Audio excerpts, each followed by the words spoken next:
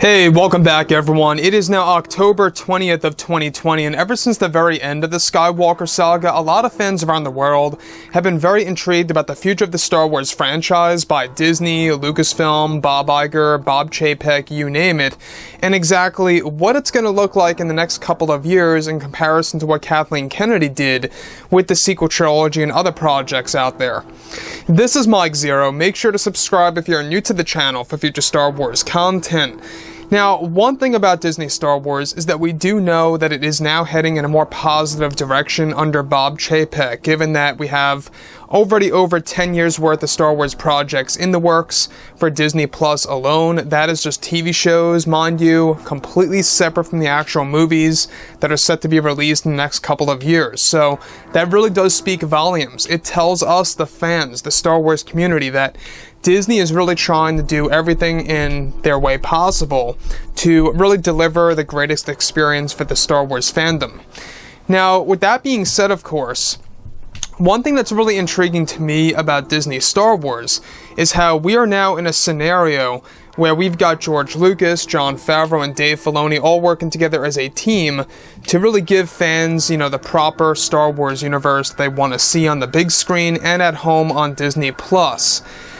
Now, here's the deal. We do know that one major aspect out of all of this is that Kathleen Kennedy is still in charge of the Leslie Headland Star Wars TV series for Disney Plus. Let's not forget about that that in and on itself is going to be, I think, a disaster, waiting to happen. That's going to create a large backlash and a lot of problems behind the scenes over at Lucasfilm. However, what's really interesting and exciting all has to do with Chapek's plan for the 4-hour cut of The Rise of Skywalker. Now, specifically, since the very end of The Rise of Skywalker, both Disney and Lucasfilm have been developing their new Star Wars universe in an attempt to give fans a brand new take on the franchise in order to create a better and brighter future for the franchise overall.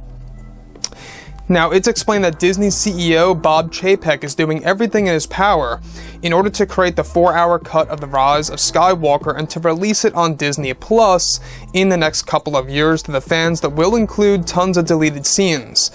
Now, it's explained that one major scene that is being planned to be put together involves characters like Ben Solo, Palpatine, and even Anakin Skywalker, where one of the major sequences that were only partially shot while J.J. Abrams was directing the film with Lucas involved a major segment with Ben Solo in a similar situation to Rey in the final cut, where he is knocked unconscious on the ground by Emperor Palpatine using Force lightning against him, where he hits a stone wall in the scene. Now, this is where the Force Ghost voice of Anakin Skywalker would actually soon be heard, where a shot of Hayden Christensen's hand was actually filmed being placed on Ben Solo's forehead, in a similar sense to what Kenobi did to Luke and Padme in the other films. So, let's stop right here for a second. Now, one major aspect out of all of this that I think a lot of fans will respect is the fact that they actually had a lot of nice callbacks to the original movies and to the prequel films. Let's not forget that Obi-Wan Kenobi did this to Luke in A New Hope, and also did this to Padme at the very end of Revenge of the Sith. So we can see the similarities here between both Anakin and Ben Solo. It's a very interesting aspect for sure. It's something very magical in a sense that really could have been, I think, far superior than what we got on the big screen in theaters back in 2019 of December. So, this overall new cut of The Rise of Skywalker, they're still pushing it to release on Disney Plus in 2023, around the holiday season, so we've still got quite a ways to go until this actually forms. Moving on. Now, on top of all of this, alright, this is where Ben Solo wakes up to a now visible Anakin Skywalker in the sequence where Anakin guides Kylo Ren to turn to the light side of the Force in the scene.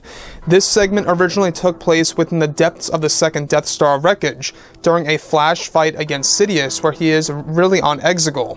Once Kylo Ren turns to Ben Solo through Anakin's guidance, is where he would not toss the crossguard saber in the scene, but rather keep it to fight Palpatine on Exegol. This is where the sequence would evolve to a moment in which Ben Solo makes his way over to Exegol and combats Palpatine in person this time with Rey by his side. So once again, it gives us a nice team-up segment between Ben and Rey, taking on the master of all the Sith Lords, right? We have Emperor Palpatine using the spirits of the Sith to his own advantage in the actual original version of Episode 9 to really be the almighty, Sith spirit or God in a sense, to fight both, Rey and Ben Solo.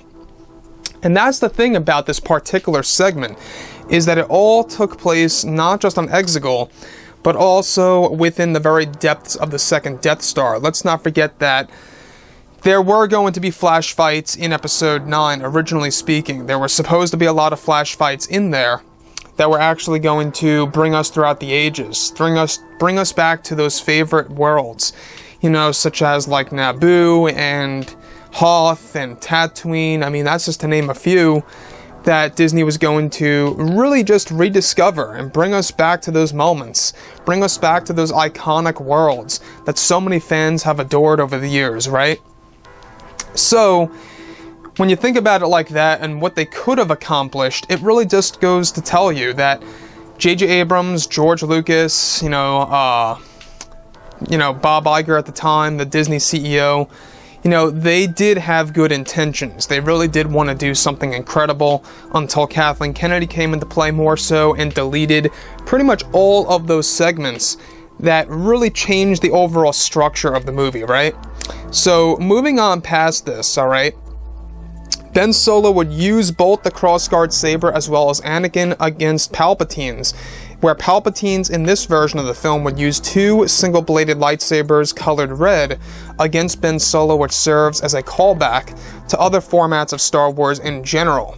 Rey was originally planned to use a yellow lightsaber against Palpatine in this particular scene, where she is thrown into the bottomless pit and nearly loses her saber as she hangs on the edge, where Ben Solo helps her up. So that's kind of like, a little bit of a reverse of what happened in the final cut of Episode 9, right? In the final cut, you got Ben Solo getting thrown into the pit, nowhere to be seen, and Rey doesn't really go looking for him in a sense because that was a completely disconnected segment. So, when we look at everything related to what JJ, Chris, and George were trying to do, they were trying to make both Rey and Ben more connected in the moment in which they were fighting Palpatine once and for all, right?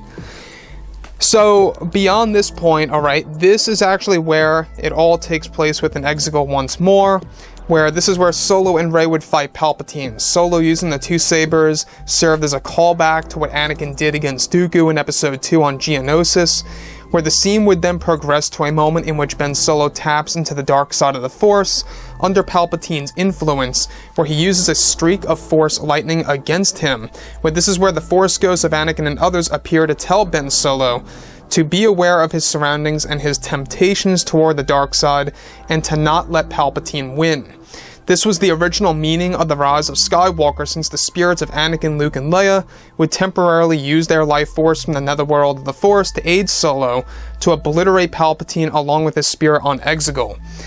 So, I want to actually go over something that's very important that a lot of fans need to know, is the fact that this particular segment was also going to embrace new themes by John Williams that were actually not used in the final cut of Episode 9.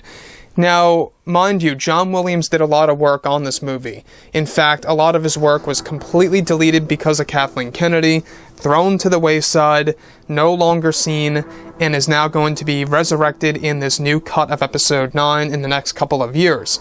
We do know that Bob Chapek is very inspired by what they're doing with the Snyder Cut.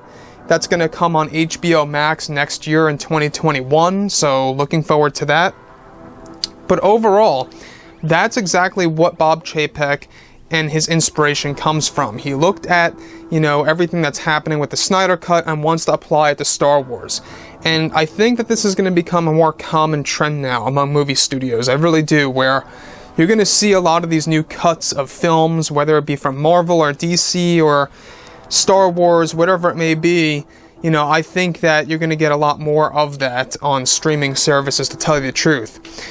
And honestly, I don't necessarily view that as a bad thing per se. It gives the fans a chance to really see like an alternate version of the film and what it really could have been like on the big screen, right? So, like I've said before in the past, guys, drop a comment below. Let me know about all of this in the comments, and if you guys did enjoy the content for today, do make sure to drop a thumbs up on this video to support the channel. I thank you all so very much for the kind support, and I'll catch you guys next time.